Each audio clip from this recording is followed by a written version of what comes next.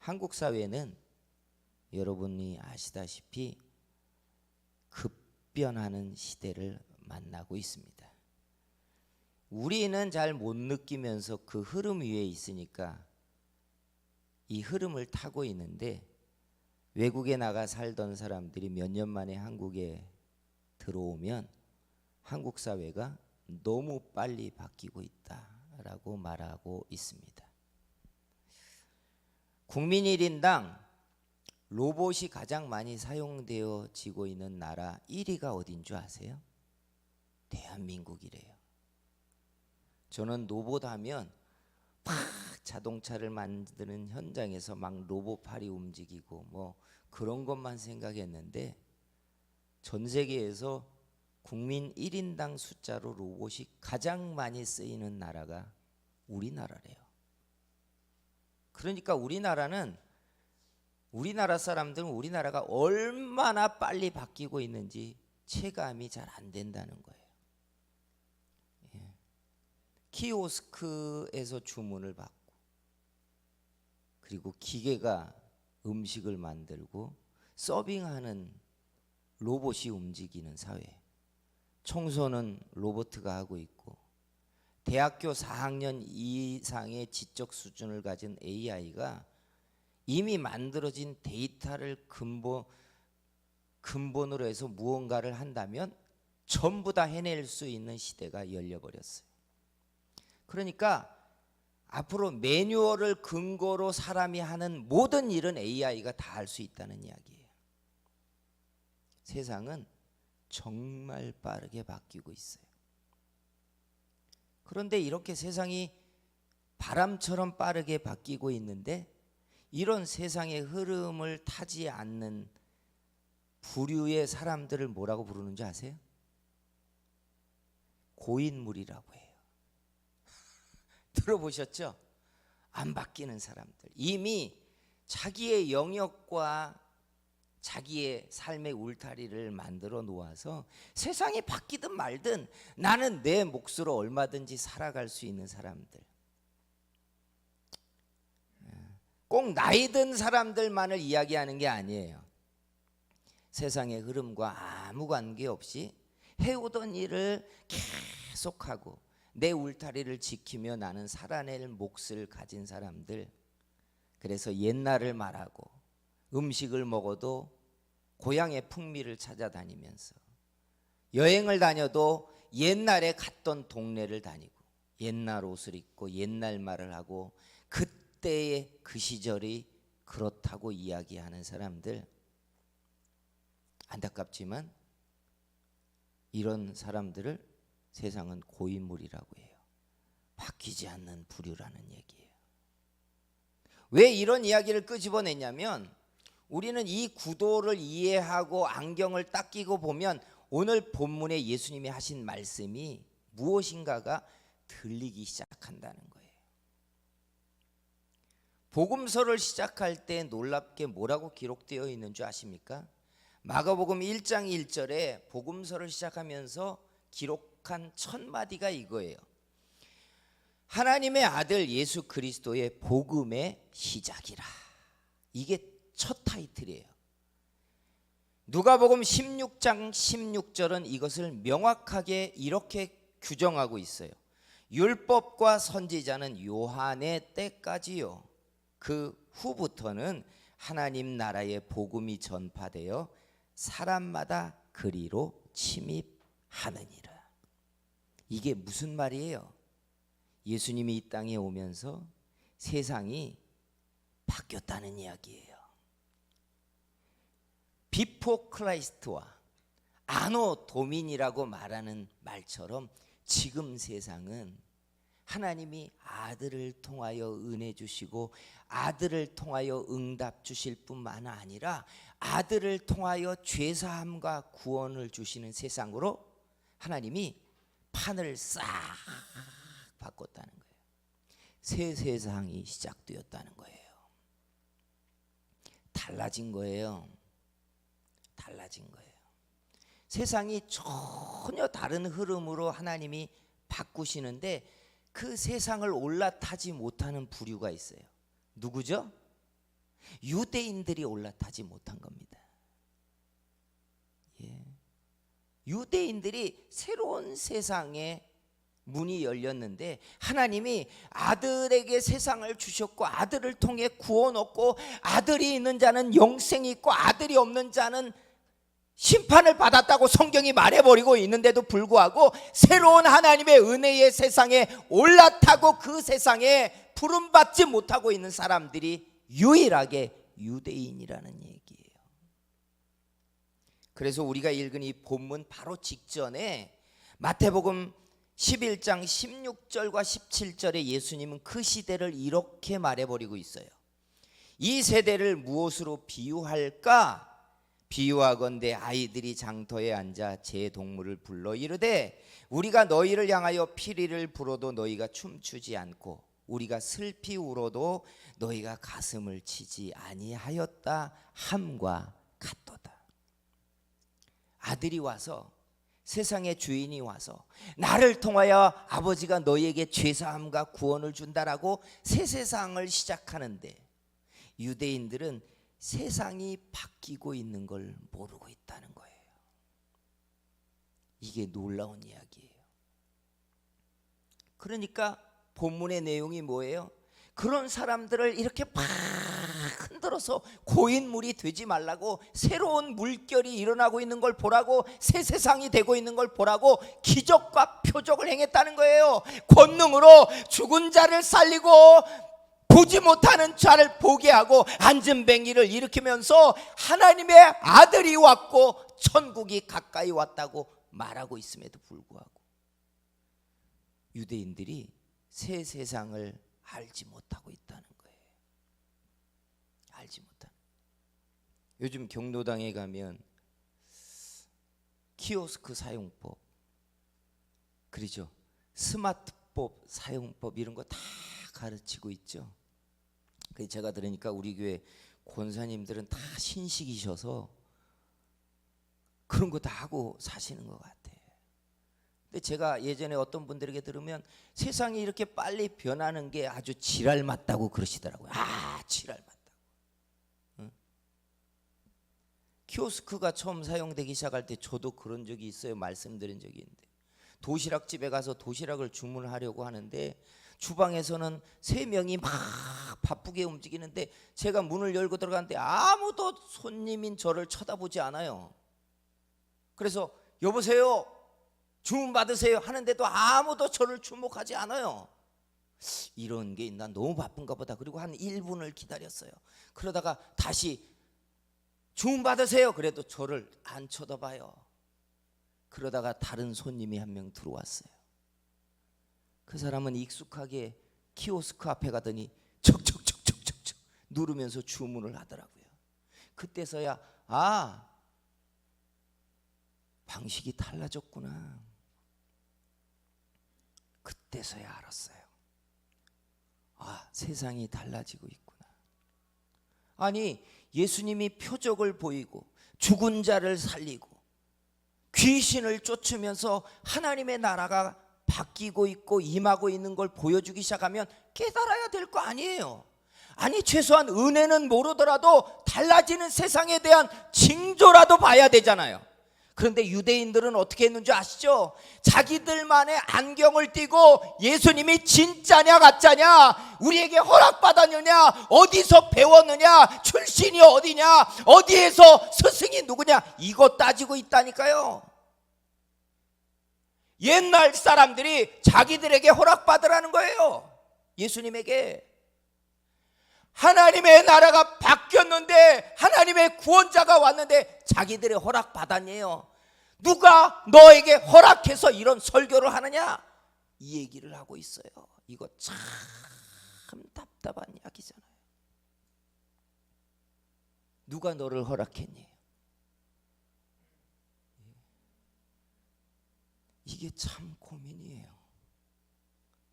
여기에서 하나 들어가야 돼요. 이제 유대인들은 왜 고인물이 됐을까? 왜 역사가 바뀌고 있는데 왜 하나님의 구원의 방식을 바꾸고 바꾸고 은혜 주시는 방법을 바꾸고 있는데 왜 유대인들은 세상이 바뀌고 있는 그 흐름을 올라타지 못했느냐?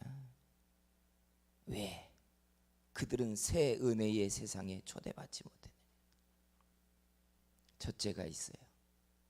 그들은 성령의 역사를 놓치고 있었어요. 이게 참 중요해요. 모든 사람들이, 모든 유대인들이 성령의 역사를 놓쳤느냐? 또 그건 아니에요. 누가복음에 보면요, 아셀 지파의 과부로서 선지자 된 안나, 그리고 시므온 같은 사람은요, 예수님이 나기 전부터 네가 죽기 전에 그리스도를 볼 것이다 라는 성령의 감동을 받고 그리스도를 만나려고 준비하고 있던 사람들이에요. 성전에 할례 받고 나온 어린 예수 그리스도를 만나며 주제여 이제 내가 아버지의 응답을 받았습니다, 이렇게 말한다고요. 우리가 알기로 하나님이 어떻게 일하시죠? 하나님이 일하는 방식은 고정돼 있어요. 하나님이 무언가 뜻하시면 그걸 먼저 선지자들을 통해서나 꿈으로나 징조로나 성령에 감동된 사람에게 먼저 말씀하십니다. 그죠? 그리고 그 말씀을 받았던 사람들에게 꿈이 일어나요. 그걸 이루어 달라고 기도를 하게 하고 그 기도에 응답하는 방식으로 하나님은 일을 성취하십니다. 그러니까 언제나 중요한 기준이 뭐냐? 성령에 감동될 수 있는 사람들이었어요. 하나님의 말씀을 받는 사람이란 말이에요. 성령이 무슨 일을 하기 전에 마치 빛을 비춰서 자기 발 앞길을 이렇게 조명하듯이 먼저 말씀하신다고요. 먼저 감동한다고요. 먼저 일하신다고요. 그 다음에 역사가 따라가게 해요.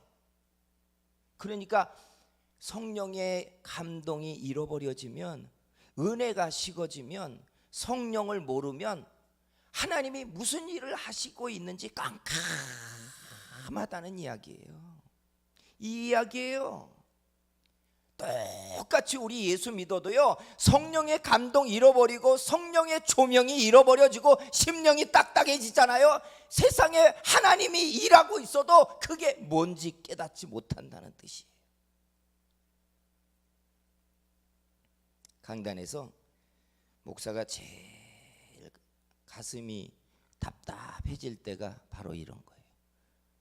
메시지의 중심에 있는 성령의 세미한 음성을 사람들이 듣는 게 아니라 그걸 포장하고 그걸 부드럽게 하기 위해서 목사가 사용하는 미사어구나 목소리 톤을 높이거나 주변의 도구를 사용하는 그 내용만 듣고 있는 사람들이, 메시지는 안 들리는데 미사어구와 단어와 표현 방식은 들리는 거예요. 내가 성령의 중심 속에 있지 못하는 걸 본인도 모르는 거예요. 사랑하는 성도 여러분, 성령을 잃어버리면 우리는 시대의 흐름이 달라지는 걸 놓치게 돼 있어요. 저 사람들이 왜 막 뛰어가지? 나는 걸어갈란다. 나는 내 세상을 그냥 사는 거예요. 세상이 급격하게 바뀌고 있다고 해도 나는 내 패턴으로 산대요. 우리나라 박사원이나 대학교 3학년 이상의 교수들이 학생들이 AI 인공지능을 사용해서 과제를 하거나 보고서를 만드는 것을 금지했대요. 난 이것도 웃기는 이야기예요. 그거 이미 다 세상에 나와 있는 데이터를 인공지능이 인용한 거잖아요. 그러면 학문은 그 위에 그 고민을 하게 해야 되는 건데 그거 사용하지 못하게 한대요. 이거 웃기는 이야기예요. 인공지능이 하고 있는 것보다 더 수준 밑에 학문을 우리는 하자는 이야기를 하고 있다는 거잖아요. 아이들은 학교를 떠나면 이미 다 쓰고 있는데, 다 쓰고 있는 이야기를 학교는 그보다 더 뒤에 옛날 공부를 하겠다는 거예요. 옛날 공부. 일본을 왜 갈라파고스라고 합니까? 다 아날로그에 머물러서 쉽게 말하면 우리는 전통을 지키며 우리 방식으로 살겠다는 거예요. 그러니까 세상이 급격하게 바뀌는데 안 따라가요. 어떤 분들은 그것만의 패턴이 있으니까 좋아할지 모르겠지만 시간이 지나면 지날수록 너무 뒤처져 가는 거예요. 여러분, 성령은 언제나 앞의 일을 조명하십니다. 뒤의 일 가지고 씨름하게 하지 않아요. 소망이 뭡니까? 뒤에 잘된 걸 기억하게 하는 겁니까? 아니에요. 소망은 앞의 일에 대한 기대가 소망이에요. 믿으십니까? 성령은 이렇게 일해요. 이렇게 일한다고요. 근데 이 조명이 일어나지 않으면 하나님이 앞으로 하실 일들이 무엇인지 모르는 거예요. 무엇인지. 그러니까 예수님이 하나님의 빛 생명을 들고 왔는데 그게 뭔지를 모르고 있는 거예요. 그리고는 따지고 있는 거예요. 출신이 어디야? 어디서 배웠대? 스승은 누구야? 허락받았대? 이 이야기하고 있는 거예요. 사랑하는 성도 여러분, 성령이 여러분을 감동하시고 은혜를 받고 여러분의 기도가 충만해지고 성령이 여러분과 때때로 교통해 주시는 은혜를 놓치지 않기를 주의 이름으로 축복합니다. 그래야 성령이 하시는 앞으로의 일들에 내가 떨어지지 않아요. 떨어지지 않아요. 우리 이런 교회가 될 줄 믿습니다. 두 번째, 이스라엘 사람들에게 하나님이 요구한 것은 회개하라 라는 거였어요. 예수님의 복음의 일성이 뭔지 아시죠? 회개하라, 천국이 가까이 왔다. 이거 잘 알아야 돼요. 그러니까 성경에 말하는 고인물은 나이 차가 아니에요. 나이가 결정하는 게 아니라는 거예요. 성경이 말하는 고인물이냐 아니면 하나님의 은혜의 흐름 앞에 새 시대의 사람이 되느냐의 차이는 회개하고 변화된 사람이냐 아니냐의 차이예요. 그러니까 이걸 확정하는 말이 뭔 줄 아시죠? 새 포도주는 어디에 담는데요? 새 부대에 담는데요. 새 부대가 이제 막 태어난 아이입니까? 막 10살 정도 되는데 벌써 디지털 문화를 다 꿰고 있고 세상에 AI와 이야기하고 고민하고 묻고 기본적인 걸 맡기고 새로운 창조 세계를 꿈꾸고 있는 새 시대의 사람들을 이야기합니까? 아니에요. 성경이 말하는 새 시대의 소망의 사람은 회개해서 변화된 사람들인 줄 믿습니다. 새 마음이 일어난 사람들이에요. 이게 안 되니까 무엇을 가지고 따지는 줄 아시죠? 예수님 주변에 따라다니는 사람들이 세리와 창기와 죄인들 뿐이다. 누가 배운 사람이 있느냐? 서울대 출신들이 있어? 유학하고 온 사람들이 있어? 가말리엘 학파가 있어? 바리새인들은 몇 명이야? 다 보니까 갈릴리 촌놈이나 일자 무식이고 노동자고 손 만져봤어? 굳은 살이 베어가지고 무식한 놈들만 주변에 가득하고 돈만 알고 수전노들에다가 심지어 창기들도 있대. 전혀 다른 시각이에요. 하나님은 회개하고 변화된 새 사람이냐 아니냐를 보는데 유대인들은 출신이 뭐래? 어디서 배웠대? 과거 혈통 이걸 가지고 사람에 대한 종합평가를 한 다음에 인정할 만하냐 아니냐를 따지고 있는 거예요. 전혀 다른 구도예요. 여러분, 우리가 하나님의 손에 붙들려 쓰여지느냐 마냐는 것은 출신이 결정하지 않아요. 과거에 우리가 뭘 했느냐에 대한 종합평가에서 상위 계층에 올라설 때에 결정되는 게 아니라고요. 이러면 우리 실패해요. 하나님이 사람을 인정하고 기뻐하고 쓰는 것은 과거가 결정하지 않아요. 하나님이 원하시는 건 회개하고 변화된 새 사람인 줄 믿습니다. 그러니까 예수님의 부활을 최초로 경험한 사람이 누군 줄 아세요? 7 귀신 들렸던 마리아예요.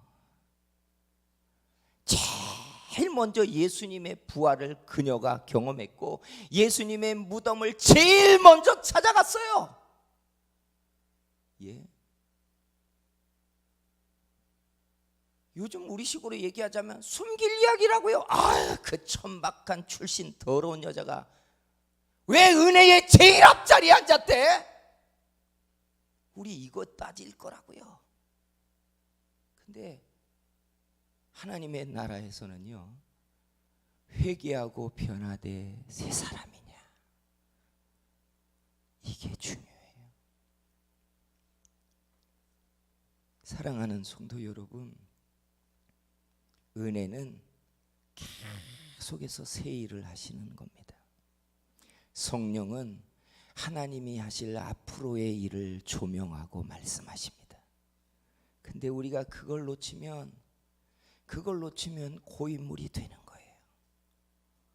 옛날이 좋았는데, 그때 하나님이 우리를 멋지게 썼는데, 그때 내가 무엇을 했는데, 하나도 중요하지 않아요.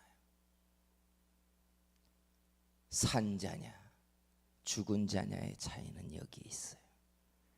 하나님이 내게 조명하시고 소명을 주시고 소망이 일어나게 하면 산자의 심령이 생겨요. 기도도 할 거리가 있는 거예요.